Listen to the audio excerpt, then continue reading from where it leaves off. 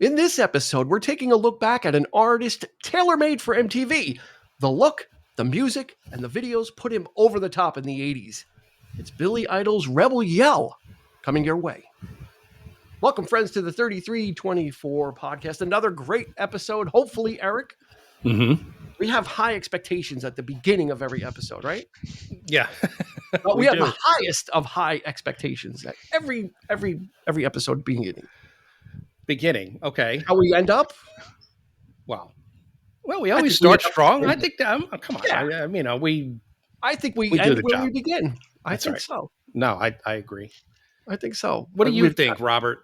I enjoy everyone I listen to. I do a great job on it. And that's there you not go. because we pay him. He's saying that from his every essence and fiber of his being. Yeah. He's bringing that information to you. And if it's your first time listening, welcome aboard. Oh my God, we're so happy to have you. Check us out every Thursday. We've got new episodes that drop. There's we're getting close to 200 full-length episodes that are in the back room. You can go check those out. Plus, with the quick hits and other stuff we've done, there are over 200 episodes of things to check out. So by all means, have at it. It's all free. It will always be free. So go check it out. And if you like it, the biggest favor you could do for us is spread the word to your friends. Yep. That is the best thing. If you like music and movies, you like what we're talking about, go ahead and spread the word. It helps us. And we would be so grateful. So grateful. Absolutely. And that's, Thank you very much. Yeah. So enough with yeah, we're grateful that we get to do this every week, and we're grateful that we have so much fun doing it and get to bring our perspective to things. And that's what makes it everybody's podcast unique, is the perspective they bring. Everybody's got a blast getting together with good friends and sharing memories and stories and talking about the stuff we really appreciate over the years and grew up with. And that's the fun of it. If you're into that kind of thing, then this is the place. Yes, this is the place. Yeah. Absolutely. And our circle widens as we get more and more people. We actually end up getting more and more guests. And we haven't seen this gentleman in a while, Mr. That's Rob true. DeStefano. Yeah. Rob DeStefano, how are you? I'm good. It's great to be back. Yeah. I miss being on here. Yeah, we haven't had you. I think the last one was actually I think maybe this might be why. I thought maybe you were mad at us because I think the last episode was the top 5 cruising songs, and I blew up your number 1 by making fun of Big Log, and then we hadn't seen you since. So I figured, okay, maybe he needs a cooling off period. Maybe I kind of, I wasn't mad at all. I was trying to stop from laughing. It was one of our classic moments. If you really, I encourage you to watch go to our YouTube channel and watch the video of our top 5 cruising songs. If I ever asked you if you ever implored anybody of our listeners to watch us visually, which we don't implore you to do, do it that one, because that one I stepped on one of Rob's picks and he had a poker face that, we should have went to Vegas right after this because he really did not let it out until the very end. And it was a great moment. So it was a lot of fun. So, he was that. Yeah. Such a great moment. You kept it inside, not even a smirk, there was no tell whatsoever. That was great. That might be if we had a top 5 moments, that might be number 1. That might be the number 1 moment on the show that we've had. So could be. That's how heavy we're selling. So go check out that episode. Now, here today for this episode, we're here to talk about Billy Idol. I've been dying to do a Billy Idol episode. Oh. Full disclosure, this is going to be a Homer episode for me. You're not going to hear me say anything bad about Billy Idol. If anything, I'll be if anybody's got any qualms about it, that's fine. But I will not be engaging in any bad mouthing of Mr. William Broad.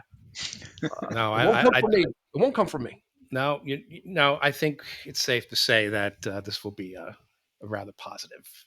Well, we don't know. Rob, I don't know how Rob feels. He's keeping that face. He's actually on my bucket list. I haven't seen him live.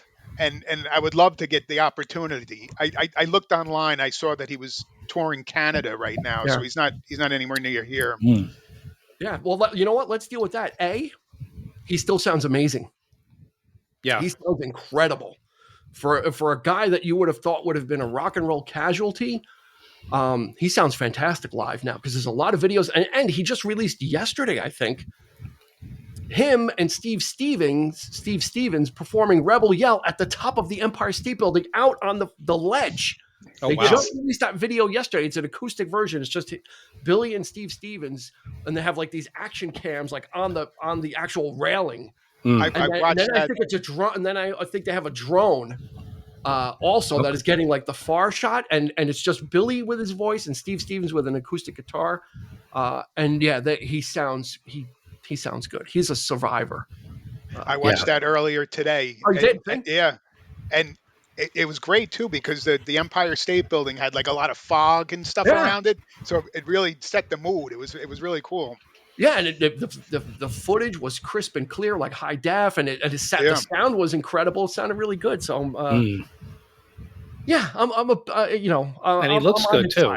Yeah, he's aging well. He had some problems, but I think he's, like you say, he's pulling it. He just, he did all the right things, and I think he's, he did all the wrong. He did all the wrong things at the time. Yes, and then amazingly,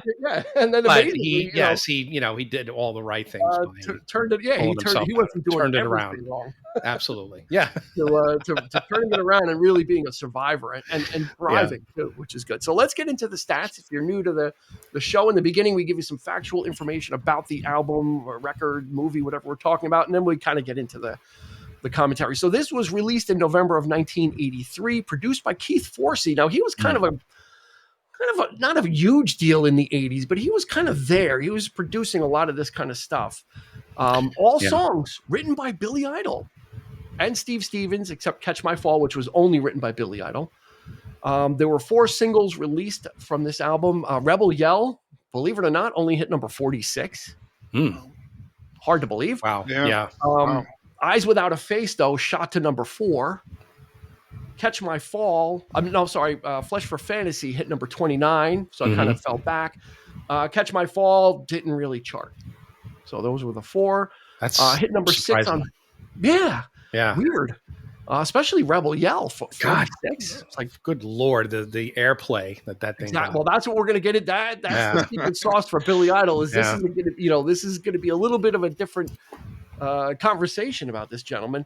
Number 6 on Billboard, and only like I'm saying, it's only, but 2 times platinum, which is 2 million copies out the door, which really isn't bad for him, where he was kind of coming from an EP and then they kind of cobbled an album together, and then this was his quote unquote second full album. So I would have thought that would have been more than that. Yeah, actually, I would have thought too. But again, I think the MTV factor is what we need to factor in.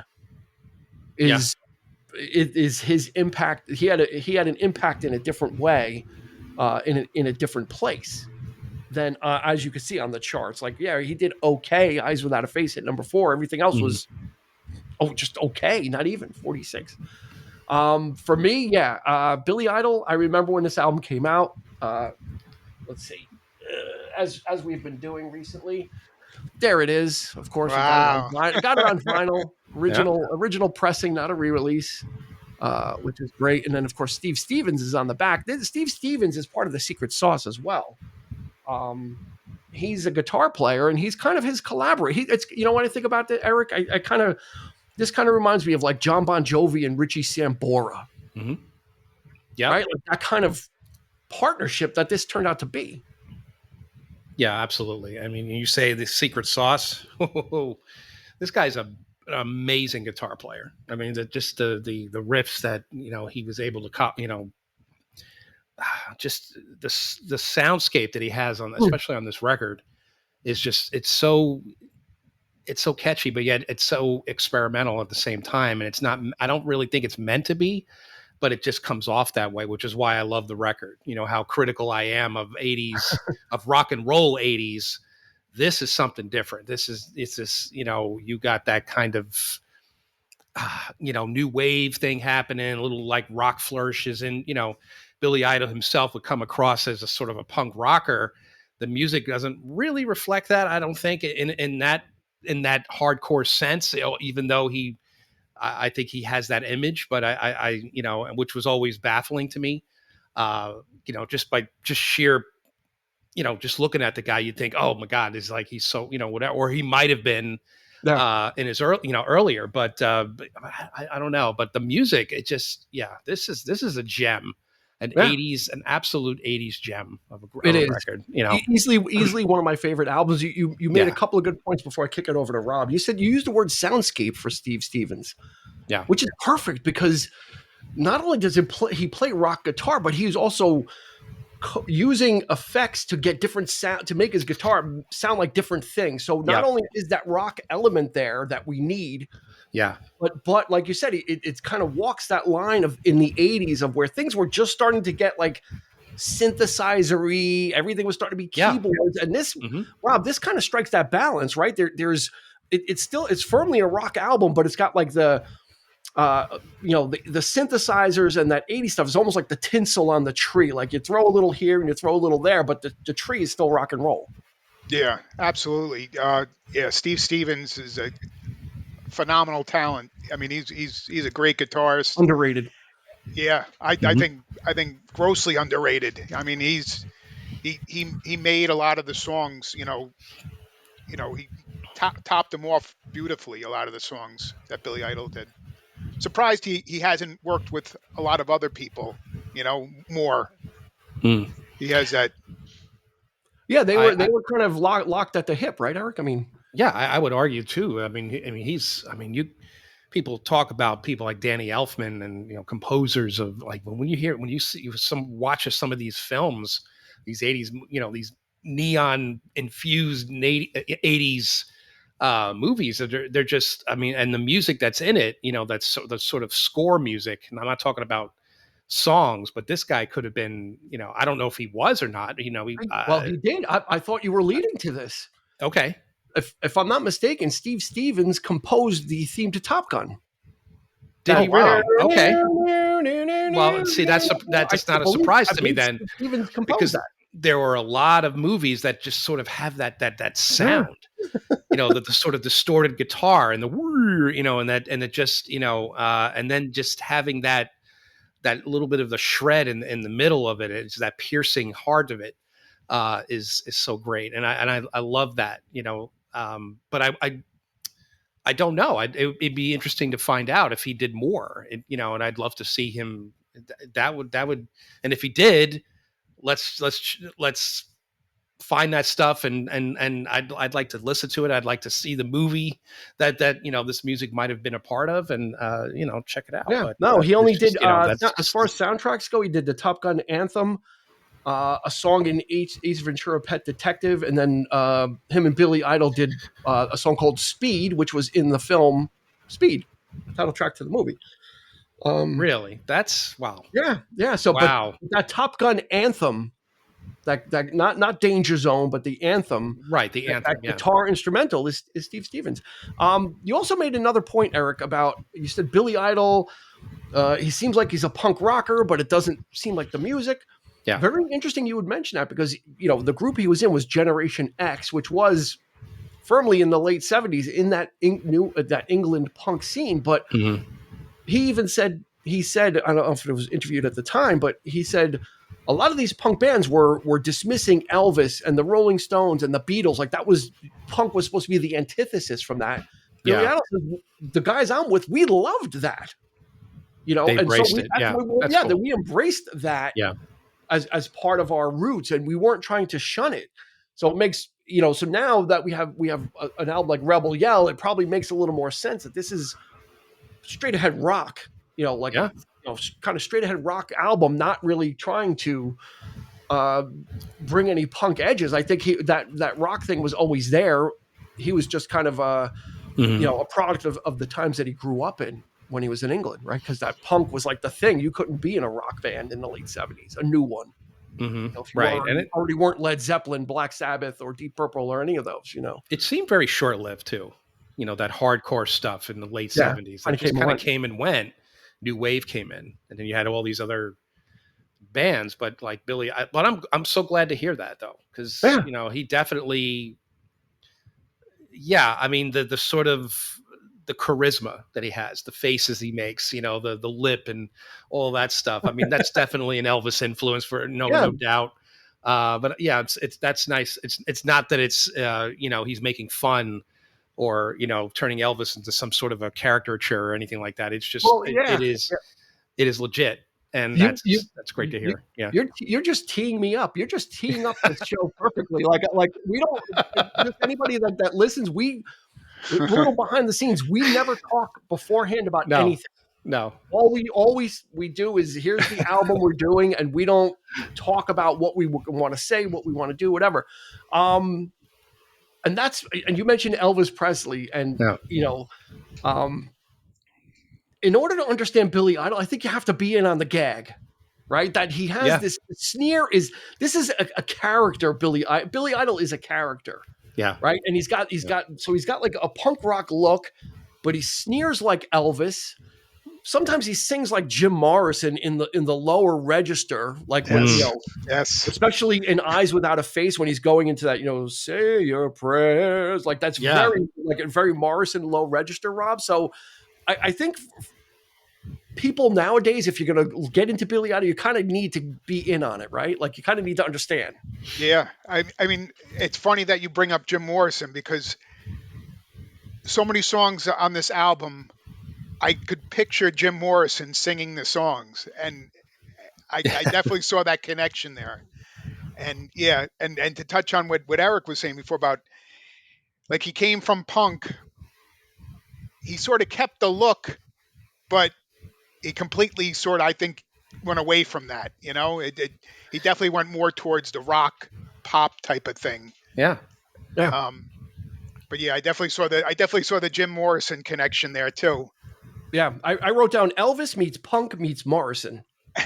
Yeah, right, because I think he kind of hits, and that's the thing too. Is in the beginning, when I did the stats, all songs are written by Billy Idol, so he is not this plastic. He has an image, right, that he portrays, but behind that is a real musician. He writes all these lyrics. He writes these songs, so it's not like he's a product of, oh, you're Billy Idol. Here's the songwriters you're going to work with.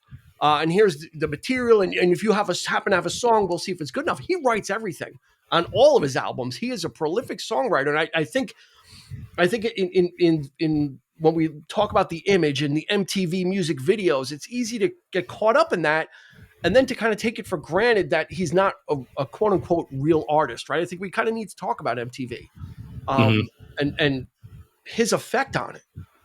Because he was like a tailor, right, Rob? He was like kind of tailor-made for MTV, like much like Duran Duran was at the time, right? There was like this group of guys. They had the look, dressed, they dressed a certain way, and the music videos were compelling. Billy Idol was much the same way. Yeah, I mean, when I think of the '80s and MTV, there's a handful of artists that come immediately to mind, and he's at the top of that list. Yeah, my youth, when I think of MTV, he's one of the first people that pop into my mind when I think of that. And, his videos were so iconic of that era. I mean, everybody from our generation knows his videos, Yeah. Yeah. And I think, Eric, I think that's what betrays the chart performance. Is we've talked about this in other episodes, the MTV effect. I don't think we've ever seen the MTV effect as effective as with Billy Idol, because everybody remembers like Eyes Without a Face video and Rebel Yell, and just like the imagery of Billy Idol was so strong, and it was so central to what he was in his marketing, right? Where we would talk about groups from the 70s that were nameless and faceless. Yeah. Billy Idol was an image, right? The name, it was tailor-made. Name to everything, absolutely tailor-made for. He embraced the new technology. He embraced the artistry, the multimedia aspect of it. That was all part of his whole shtick, I feel. I mean, and working so closely with Steve Stevens, in the music, but also I think he probably had a big hand in how things looked, the music videos looked, how he looked, certainly the people that he worked with, I'm sure he probably had good rapport with. And that's what makes him, that for me, he's not just some like schlocky pop artist. I mean, he really, like you said it, He writes the songs. I think people, I don't know if a lot of people take that for granted, or if it's just, or it's not even noticed, where you might think, oh, look at that guy. He's just, nowadays, you might say, oh, look, Billy Idol, but I could see the artist there. I could definitely see like that he was really, taking this stuff, as seriously as you could take it. And then just embracing the whole new sound. And yeah, like he was one of the absolute faces of MTV. Sure. Yeah. No doubt. Easily one of the godfathers of music. White Wedding. Like if Zeppelin and the Stones, like back in the day on FM radio, they were the staples for FM radio. People like Billy Idol was definitely the face of MTV. And to launch it and to get it out there and to see this is what MTV is all about. Yeah, who said it before we went on that he used to do the ads for MTV? Like, I want my MTV, and he probably and MTV used to have promotions too, like contests. And I'm sure he was probably one of the contests, like meet Billy Idol or go to his concert or whatever. So he was firmly, that was the kind of the new frontier was MTV, and like I said, his image was there. But the music on this album, there's 9 songs on this album. And this album moves. This album kind of really, even the down tempo stuff, which there isn't a lot. I think he and everything sound. It's easy to pigeonhole. Again, this guy's probably so easy to pigeonhole. But if you listen to Rebel Yell, all the songs are different. Mm-hmm. Yeah, and in a good way. Like "Catch My Fall" is one of my favorite songs by Billy Idol of all time. Mm-hmm. It's got this great it's a bass-driven song. Yeah. Crank Call, a lot of the non-hit stuff on this deep album, dives, can swing. Blue Highway, and another one of my favorites. I mean, like I like Stand in the Shadows is a great one too. Dead Next Door, which is the album closer. It's kind of really that's a really eerie, very ethereal. Like, and again, embracing the stuff that I love, in new wave music, which was that, what is this? Like, kind of, you just questioning. A little more gothic. Yeah. Could be precursor to those types of bands, right? Absolutely. Or taking that influence, because like Rob, he's not like Billy Idol doesn't have a wide range, right? I mean, it's fair to say he does not have a multi-octave range, so he lives in a certain vocal area, but he also knows how to make the most of it, right? By Absolutely. he can go low. He can go really low when he needs to. And he uses that. I think he uses that almost the way Eddie Vedder does, how Eddie Vedder uses the lower register to really accent things. And he kind of sings in a mid-range, but then kind of varies, right? I think, with Idol, it's kind of the same. Yeah. I mean, his singing, like you said, it doesn't have a huge range, but it's steady and it's good. His voice is great, and he writes songs, I think, that are perfect for his register there. Mm-hmm. He doesn't try to. He doesn't try and Steve Perry anything, because he can't. Right. But he can scream like nobody else, though. I got to. He can scream. He could. Yeah, he's got that rough. His screams are just like. But he uses it sparingly, and I think he prefers and I guess Morrison used to call it crooning, right? His own version of crooning, but in songs like Eyes Without a Face, most especially, that is definitely that Morrison vibe of just sort of, it's such a smooth song. Like, I just love that one so much. And I think of the word, what word would come to mind? Is baritone.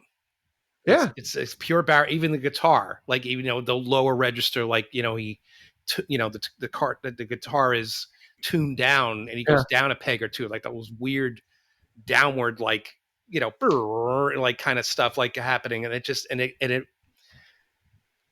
it goes so well, matches so well with his voice and what he's in that lower register, and I just love that. It just adds that. that atmosphere. The sliding bass line on Eyes Without a Face. It's like very simple but very effective, right, Rob?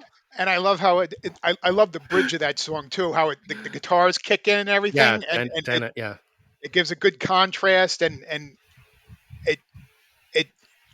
it's like it's perfect because it sort of it does what a bridge should do. You know, it sort of takes you out of the song a little bit, but then brings you back, and Yeah.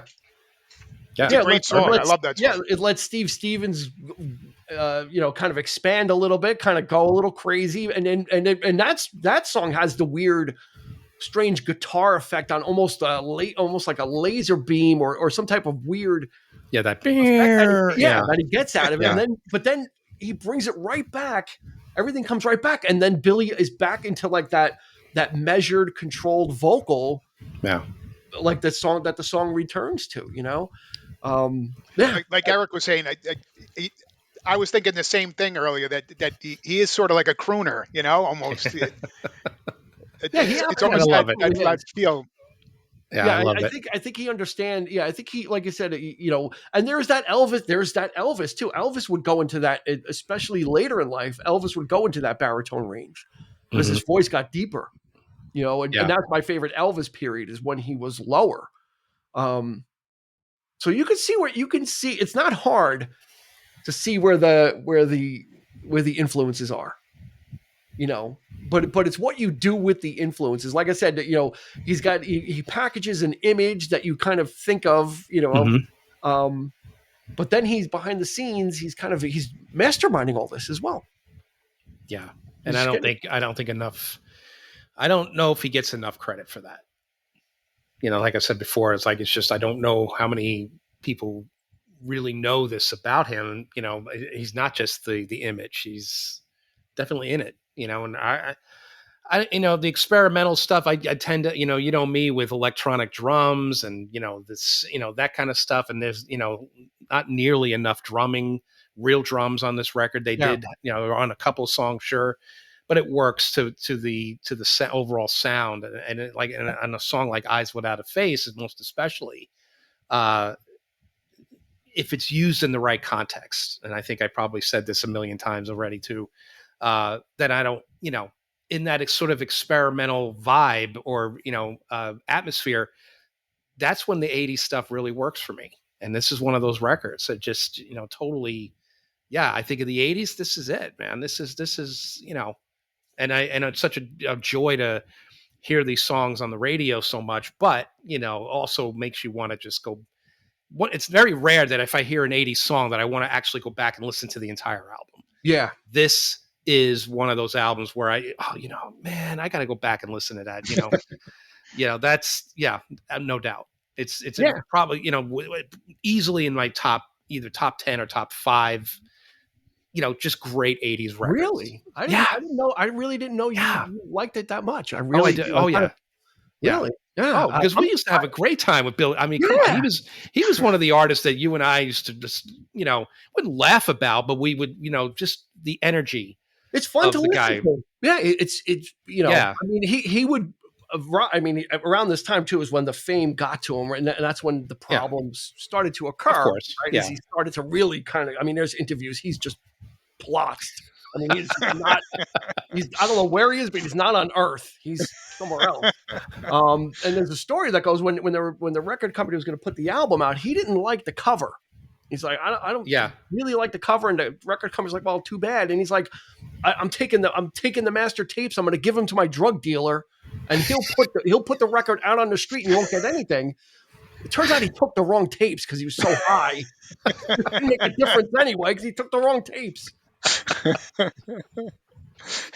Yeah, as soon as I think I read that. He had a good plan, but the execution kind of wasn't there. I had heard that story, but I of course, reading up on and researching it, it's when he says that I'm going to give this to my drug dealer, then that it's just to him openly admit that, and just, I mean, why it was like somebody knocking on his door, like the cops, It's like Life in the Fast Lane by the Eagles. I mean, it was out in that kind of stuff was like you had a drug deal, you had a guy, you had your dealer, right? It was part of your entourage, and that kind of was his undoing because he kind of really embraced that side or the excess really badly after this album, and things were kind of and he was kind of a victim of grunge a little bit also. That kind of that kind of hurt him. But on this album, I think this is kind of a, you know, like his follow up was Whiplash Smile, which was okay, and then Charmed Life came after that, which had Cradle of Love in it, and Yeah. you know, so he had some moments, but this one right here is the complete package, and we have to give credit to Keith Forsey, the producer, because I think there's, you know, there's just enough of the gleam on it where it's not too shiny, but enough that it sounds really good, because it's still a rock album after all, right? And we, you know, he didn't embrace the the electronic aspects of it too much, where we need to have the sound so artificial. It's still a rock and roll record, and it still needed to sound like that. It just sounds really clean, right, Rob? It's like, it sounds like kind of, you know, you can hear everything. It's not messy and it's not murky. And I think that's where Steve Stevens comes back in, because he sort of gave the sound a little more authenticity, you know? I think I read also that they went into the recording studio without a drummer. Like that's why they used a lot of the drum samples, that they added drummers later on. So I think it's an interesting way to go. Yeah, and especially back then, because there was a lot of programming, Eric. There weren't really electronic drum kits. It was drum machines where you machines, programming sequencers, like the Linn drum, like the Linn drum machine. You know, drum. They did the job. I mean, it definitely it was a tool, and these songs really, you know, if you think about it, would you want real drums on Eyes Without a Face at this point? I mean, I don't know, because it kind of adds. Yeah, wouldn't, you know? It kind of adds to that overall sound, and like you say. Yeah, I totally agree with you. It's not too far gone. It's not, him especially, everything has its proper place. It's well balanced. It's well centered.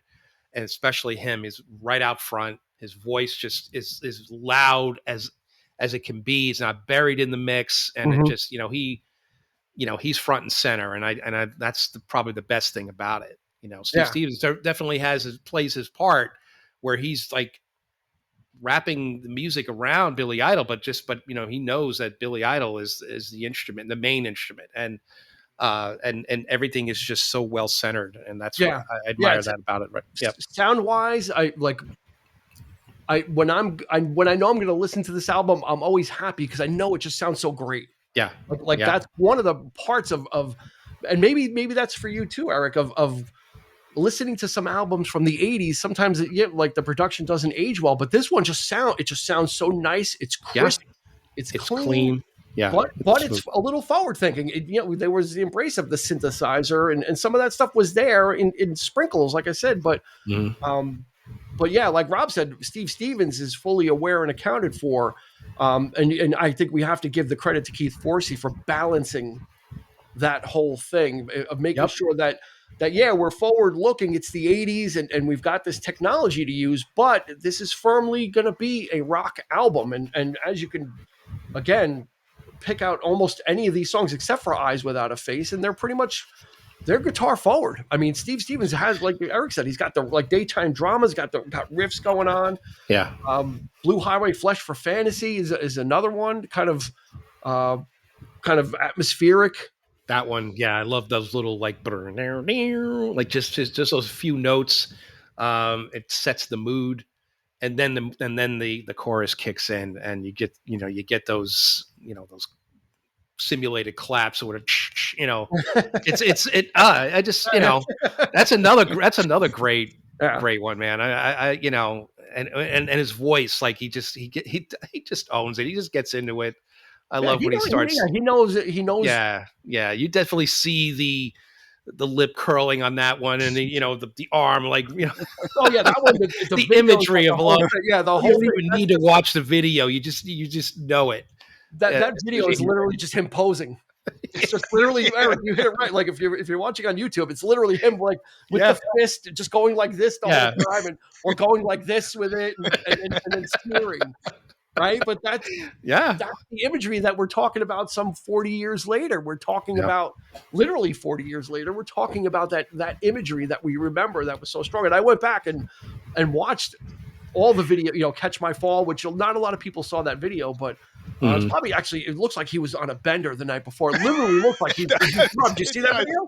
I did see that He video. looks like he was drunk making it because he looks awful. Yeah, he Like, does. he's He got looks like weathered. a shadow. Yeah, he's like skinny. He looks like he's just woke up. Like he literally like if he was acting, kudos to Billy Idol. You did a good job acting. But I don't think it was. I think this was a rough night out. Like that. Mhm. Yeah, but Catch My Fall, yeah, all like Rebel Yell was kind of the big one. That was kind of like you said after White Wedding and Dancing Mhm. with Myself. Like Rebel Yell kind of took those ideas and moved it forward. Kind of because those were two kind of kind of minor hits, Dancing with Myself and White Wedding. Although again, not on MTV. Those were big on MTV. Yeah. But then kind of when Rebel Yell comes out, it's like, okay, here's the next. We're going to continue to evolve that sound. We're not going to change the sound, but we're going to evolve it, right? And Yeah. just kind of and make it maybe a little bit bigger and a little bit beefier. Yep. And that's what this album is. It's really truly. Ironically, the first time I saw that video was Friday Night Videos. It wasn't even MTV White Wedding. Yeah, it's like, wow, what is this? Like, this looks cool. Friday Night Videos. Yeah. And NBC that was on, right? That was the poor man's MTV. Yeah, If you didn't have cable, that's what you had. You had Friday Night Videos, and or Night Flight on USA. Yes. Yeah. Night Flight would be on till like it would go on at like what 11 or midnight. It was like 2 a.m. and they're playing Nazareth Love Hurts or shit that no one ever heard of. Like at 2 a.m. Like, what is this? Right. Yep. Oh God, Jesus and Mary Chain, or all these bands that you never heard of, like on night. We're always on like Night Flight. It's like, yeah, but that's of another time. I'm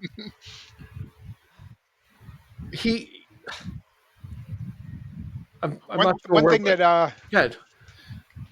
One thing that always impressed me with him as well, I sort of put him in the same category as like an AC/DC in this sense, that he never really changed his look, and he never really went with the what was popular, like you were mentioning before, like grunge. He never really, he didn't try to do it because that wasn't his thing. He sort of stayed true to the music he does and the look he has, and it's always worked for him.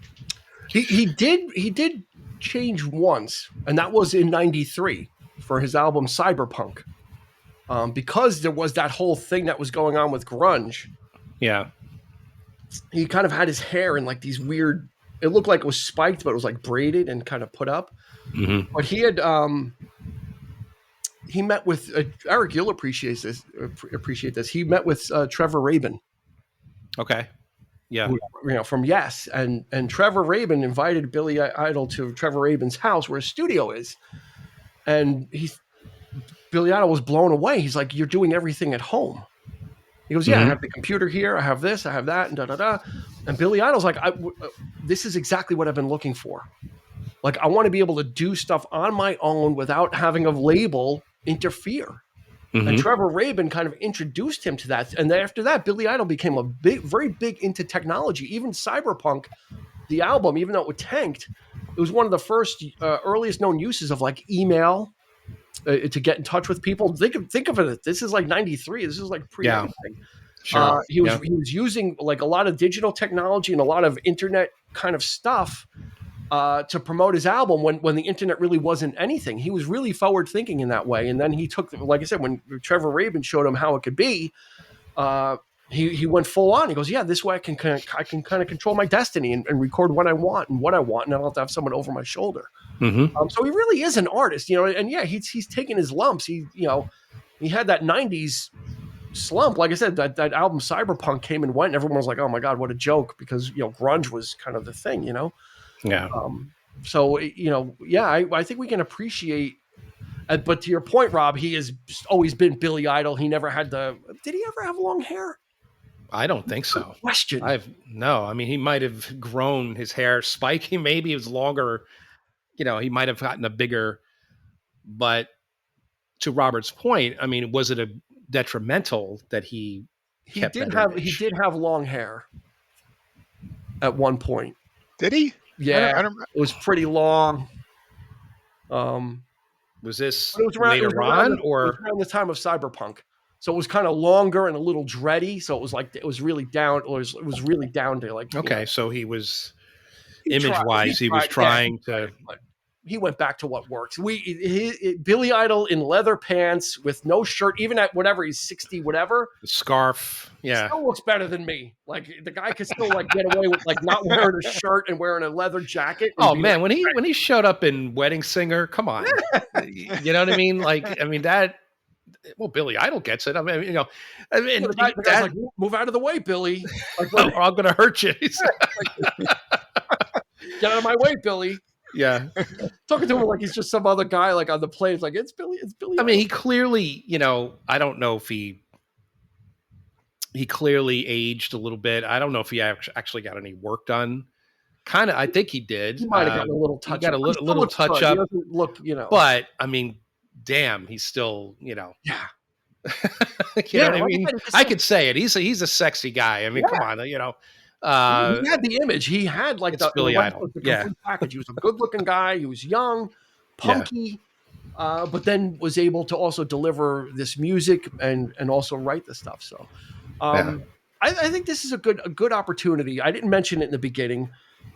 We have 3 lies and a truth, but instead we're going to do 3 truths and a lie, because the truth about Billy Idol is much more exciting than lying about it. The facts I have, great, or the facts I may have, is much more exciting. So in this case, we're going to do 3 truths and 1 lie about Billy Idol. So for those of you that are regular listeners, get ready. We've done this before. I'm going to read off 4 statements, but in this case, 3 of them are true and 1 of them is a lie. You're going to need to determine. These 2 gentlemen will also need to determine which one in this case is the lie. 3 statements are true. 1 of these is false. I'm going to let Eric go first because Rob is so like ready to do it. So I think he may kind of have a little extra. So I'm going to keep him at the gate a little bit, and we'll let Eric pass through first. And at home, let us know how you do. Hit us up on Instagram, YouTube, or Facebook. Or you can even message us in your favorite podcast provider. There should be a little thing that says message me, and you can tell us how you did. So here we go. 3 truths and a lie. 3 of these are true. 1 is a lie. Here we go. Statement number 1. Okay. Billy Idol was James Cameron's first choice to play the T-1000 and T2. Number 2, Steve Stevens was in a supergroup called BLS with Tony Levin. Number 3, in the early 2000s, while his career was on the decline, he was approached to replace Lane Staley in Alice in Chains. Number 4, the Idol in Billy Idol was originally IDLE due to his poor grades in school because he was an idle schoolboy. Okay? Number 1, Billy Idol was James Cameron's first choice to play the T-1000 and T2. Number 2, Steve Stevens was in a supergroup called BLS with Tony Levin, oddly enough, progressive rock. Number 3, in the early 2000s, when his career was on the decline, he was approached to replace Lane Staley in Alice in Chains after he passed away. Final, the Idol in Billy Idol's name was originally spelled IDLE due to his poor grades as a school child. Eric, 3 of these are actually true. 1 of these is not true. What's it gonna be, fella? What's it gonna They're all great. I mean, you said it. You said it. They're all interesting. I'm going to go with the last one. I'm going to say that's the lie. The Idol in Billy Idol was originally IDLE due to poor school grades. I just don't think that he would have allowed his image to reflect. You know what I mean? Like I don't. No, I don't think that's true. Okay, so you're going to go with number 4. You're saying that I'm going to go number 4. Yeah, that one is false. All the other statements. That one's false. Yeah. Okay, Rob, do you want me to read them again, or you have it? You're locked in. Yeah, just give it to me quick. Okay. Billy Idol was James Cameron's first choice to play the T-1000 and T2. Number 2, Steve Stevens was in a supergroup called BLS with, oddly enough, prog bassist Tony Levin. Number 3, in the early 2000s, while his career was on the decline, he was actually approached to replace Lane Staley in Alice in Chains. And number 4, the Idol in Billy Idol was originally spelled IDLE due to his poor school grades as an idle schoolboy.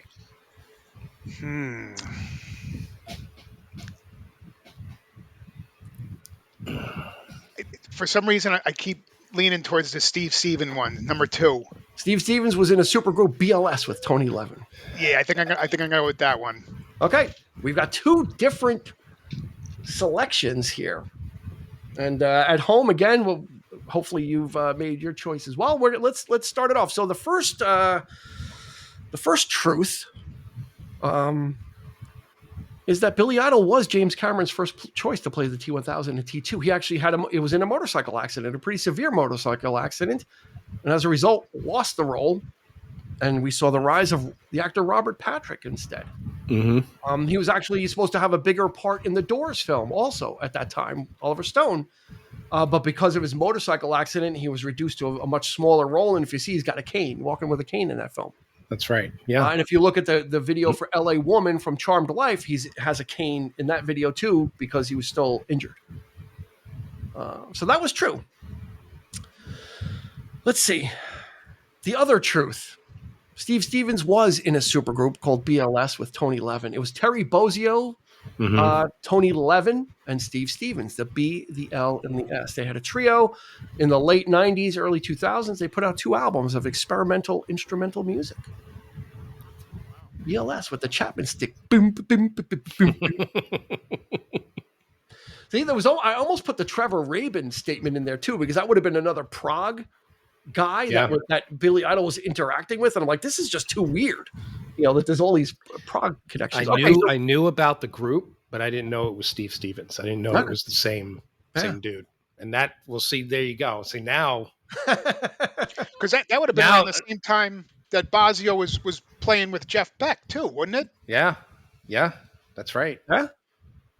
It was 97, I think, was their first album. I think because I knew of the group, like I said, but now, I'm loving the guy even more now. So there you go. So there's my, he didn't do any score work, but he was in a prog. 1997 and then 2000. Yeah. They had 2 albums. So. Okay, so we've got two statements left. One of them is false, and one of them is true. What do we want? Do we want the? Do you want the lie? Or do you want the You want the lie? You want the one that's made up? Okay, so the last 2 things we have left are in the early 2000s, while his career was on the decline, he was approached to replace Lane Staley in Alice in Chains. And then the other statement is the Idol in Billy Idol was originally IDLE due to his poor school grades. And the lie is he was never asked to replace Lane Staley in Alice in Chains. I made that up. You made it up.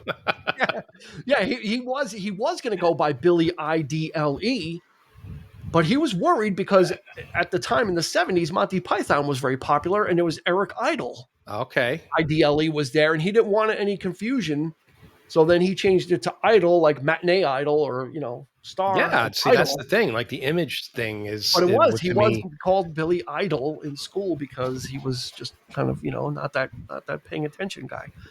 And he was just going to use that, but then he's like, I don't want to get confused, so he changed it.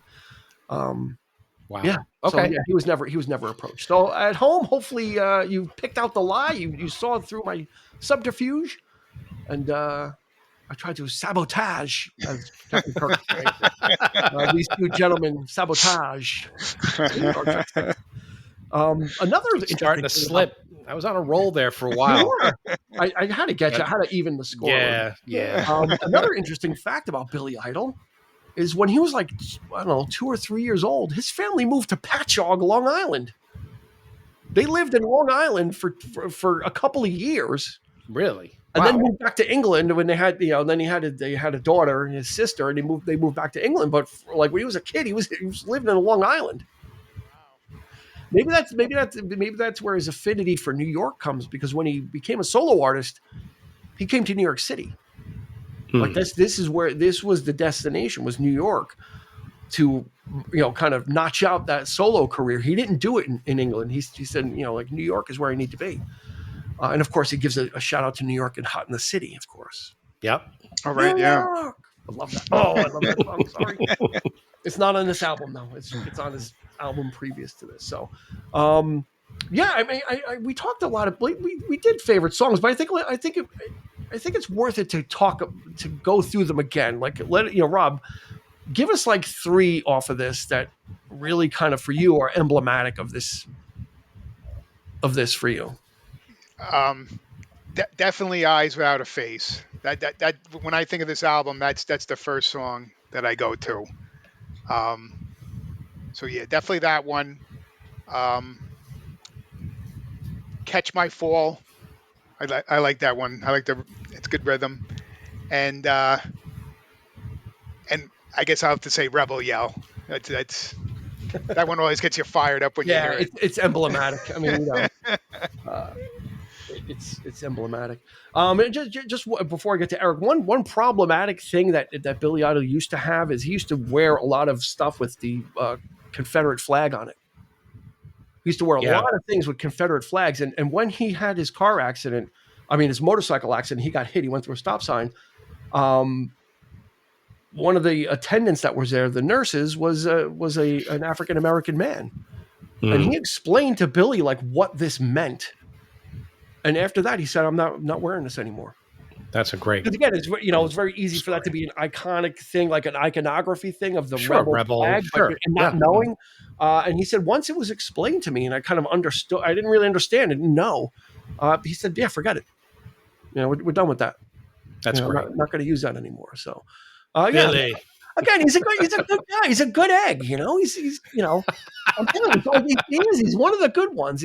For like he's like the hard rocking uncle that you wish you had. Like that's right. Yep. Destroy the place and then leave. Eric, what do you have? Well, aside from Rebel Yell, of Uncle course, Billy. but I'm that's off the table because it's just but yeah, like Rob, Eyes Without a Face. I love Flesh for Fantasy. I love Do Not Stand in the Shadows. And I do like the last song because it's just so weird, so odd enough just to, it's just not, it's not fast paced necessarily. It's not catchy. It's just odd enough to, for someone like myself to like, there's a little something in this album for everyone. I think, there's like, you got those fast numbers but you got songs like those, creepy. Those songs that nobody's going to listen to, right? For the most part, they're like probably one of like 5 people on the planet that actually dig that track, But make it number 6 because I'll add it. Especially as an album closer, it's weird. Like or like the Dead Next Door. Really, and again, there's that crooning, right? It's like atmospheric, and it's kind of fantastic, downer. But I'm going to go with the Dead Next Door. I'm going to go with Crank Call, which I love. Yeah. Again, because it's got a really nice guitar riff to it, and it's got it's got a really nice guitar work by Steve Stevens, like like really, got great guitar work and a good vocal, and then Blue Highway. I'm gonna go with all non-hit tracks. Blue Highway I really like too. Okay, it's a rave up song. It's an album. It's a side closer. And it's just one of the. It's a good road. That's a good road song too. That's probably a good cruising. Yeah, absolutely. Highway is probably a good one. Well, I think it's safe to say, gentlemen, that there's not a bad song on this record at all. There's no filler. I don't think so. There's no filler. No. I think every song is great. It's just enough to hold your attention, and that's what it's all about. How about this, Eric? No filler, all killer. I like that. I will agree. Yeah. That should be the motto for our podcast. No filler, period. All killer, period. The 3324 podcast. What do you think? Why not? Let us know out there if you want us to change our motto, which we don't have one. So if you want us to adopt a motto, we should put it out there for somebody to come up with something for us. I just did it. I just won the contest, so I got to pay myself. I'm gonna get myself a free shirt. Gonna go into the back. Suffice to say, I didn't realize Eric's love for this album as much as which makes me happy. Rob, I'm glad that you're kind of really into this. I think it's a Eric, you said so many things that were so on point. You said this is a gem. And it really is, because Billy Idol kind of got lost in the 80s nostalgia. A lot of the 80s nostalgia, Rob, is the electronic stuff, Safety Dance and Take On Me, right? A lot of that 80s nostalgia is for that stuff that sounds patently 80s usually. And he Yeah, this he kind of got lost in the shuffle there. We forget how important this dude was to that MTV generation. Yeah, I mean, it definitely has it for me. It's the grooves of the guitar riffs. It is the rhythm. It is the just Billy Idol just being Billy Idol, just being the character. But also Keith Forsey too. I mean, worked on Breakfast Club. He worked, and I think of bands like Simple Minds, and I think of those types of that kind of stuff where they bring in the background singers and just those hooks, and that's the stuff that I love. And this album to me is that it but more polished, more slightly more experimental, but definitely in that lane, I feel. So that's why but admittingly it's been a long time since I actually sat down to revisit it, and I had such a great time with it this week. Just yeah. So yep. Yeah, I was so psyched. I was like, yeah, I can't wait to listen to this album. It's like it's one of those ones, and yeah, we're gonna implore you, like, check this out. If you kind of think about him and you remember the spiked hair, and you're like, oh, okay, there's a lot more to this guy. He really is an artist. He's not just a casualty of the '80s. Of he's not a fashion victim of the 80s, right? Like, you could be easily right. The era of Madonna, when everyone used to wear the black bracelets and the lace gloves and everything. Fashion was such a big part of it, and image was such a big part of the 80s that it kind of almost becomes kitsch, Mm-hmm. And it was. But Billy Idol there was an artist behind it, and that image was to get in front of you and get you to look and to pay attention.